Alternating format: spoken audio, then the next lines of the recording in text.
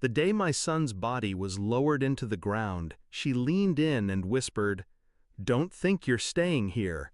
You're just dead weight now." Her voice was sweet enough for the mourners not to notice, but the venom was mine alone to hear. I didn't answer, I just looked at her, cold, calculating. She mistook my silence for weakness. That was her first mistake. I carried my son inside me for 9 months. I buried him after 37 years. And now, the woman he had chosen to love wanted me discarded like trash. I remember when she first entered our lives. Bright smile, polite tone, always offering to help in the kitchen. I thought she was genuine. My son adored her. He defended her like a knight before his queen. "Mom, she's family now. Treat her like one of us." So I did. I opened my home, my heart. I even signed my name to joint accounts so she could feel trusted. I see now how blind that was. After his death, she changed overnight. Her words grew sharp, her eyes colder.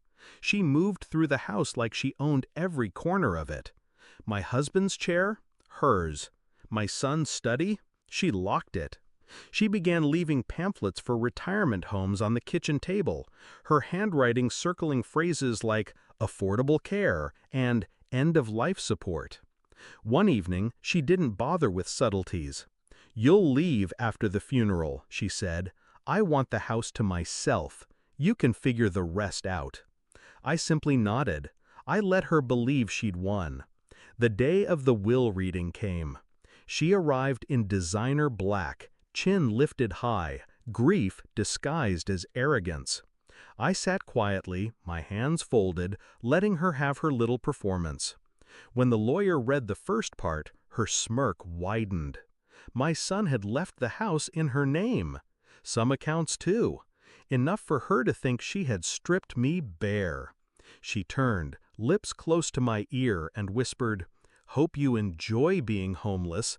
I made sure you get nothing." Her mistake was believing money was the only currency that mattered.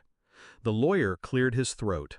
His voice dropped as he said, "There's one final section." I felt her body tense beside me. "As per Mr. Harris's instructions," the lawyer continued, "all business holdings, silent partnerships, and residual shares remain under his mother's name. Net worth at the time of death, $48.6 million. Silence. I watched her smirk collapse, her skin drain pale. She blinked rapidly, her breath hitching. Then her body slumped forward, and for a moment I thought she'd fainted from shock. The lawyer didn't flinch, neither did I. My son was many things, smart, stubborn, occasionally reckless, but he was no fool. He knew his wife loved luxury more than loyalty. Months before his illness worsened, he transferred everything of substance to me. The house? Just a distraction. The accounts she thought mattered? Mere crumbs.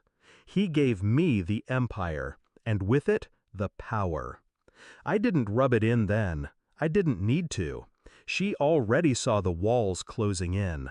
Her hands shook, her voice cracked as she tried to argue with the lawyer. He dismissed her with one raised brow and a reminder that her name appeared nowhere on the corporate papers. That night, she packed in silence.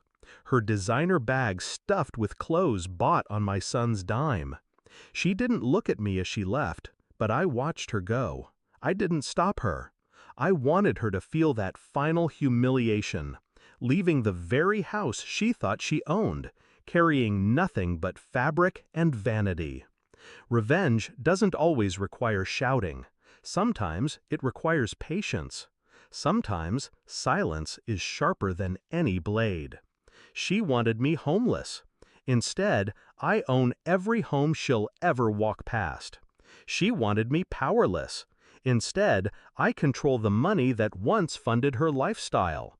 She wanted me discarded. Instead, she's the one erased. Do I miss my son? Every day. The grief gnaws, but I've learned to live with it. What I don't carry is regret. He trusted me to protect what mattered, and I did. As for her, I imagine she tells people she left by choice, that she was too good for us. But I know, and she knows, the truth. She tried to bury me with my son. Instead, she buried herself. Power isn't inherited, it's revealed. And in the end, hers was an illusion. Mine was real, and that's why she fell.